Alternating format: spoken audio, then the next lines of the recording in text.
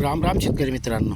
भरपूर शेतकऱ्यांचे वेगवेगळे प्रश्न असतात की बुवा आपण जे रासायनिक खतं टाकतोय त्याच्यात गाळ दिसतो, गाळ राहतो, ठिबक चोकअप होणार नाही का.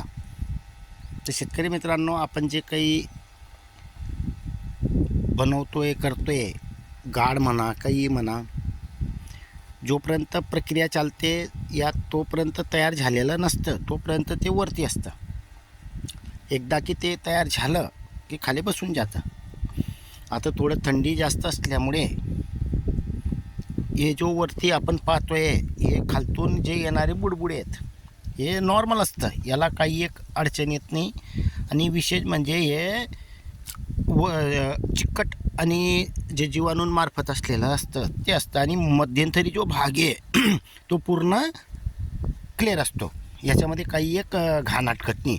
आणि तरीसुद्धा आपण या अशा पद्धतीचे फिल्टर बसवून घेतलेलं असतं की जेणेकरून जे काही बारीक घाण असेल या काही प्रॉब्लेम असेल या एखाद्या वेळेला आपला कोरपडीचा जो भाग असतो बघा किती पूर्ण निघून गेलेला आहे रासायनिक खतामध्ये टाकलेला असल्यावर सुद्धा. याच्यामध्ये तुम्हाला काही एक भाग दिसणार नाही, पूर्ण निघून गेलेलं असतं. हे जो काही भाग आहे हे याच्यात अटकत नाही. आणि समजा युगायुग या बाहेर कधी आवरण झालं तर असं ठोकून घ्या, असं करून घ्या, नंतर यामध्ये टाका, पूर्ण क्लिअर झालेलं असतं.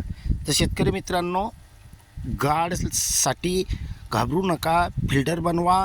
हे जो फिल्टर बनवलेलं आहे आपण, ही खोबरेल तेलची बाटली आहे आणि अगोदरही सांगितलेलं आहे. आणि त्यामध्ये आपण जे गाळणी येते पाणी गाळण्याची त्याचं आवरण बाहेरून बसवून दिलेलं आहे. आणि त्या खोबरेल तेलच्या कडकमधली घ्यायची पॅरासूटची, ती हेवी असते, दुसरी घेतली तर चिप्पट होऊन जाते.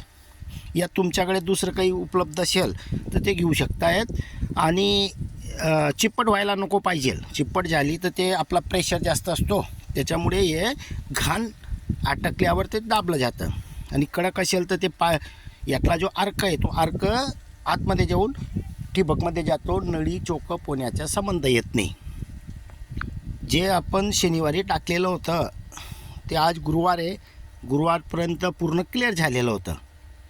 त्यामुळे आपण आज हरभऱ्याला सुरुवातीला 10 किलो 10-26 हे खत टाकलेलं होतं ते सोडून देतो आहे. धन्यवाद.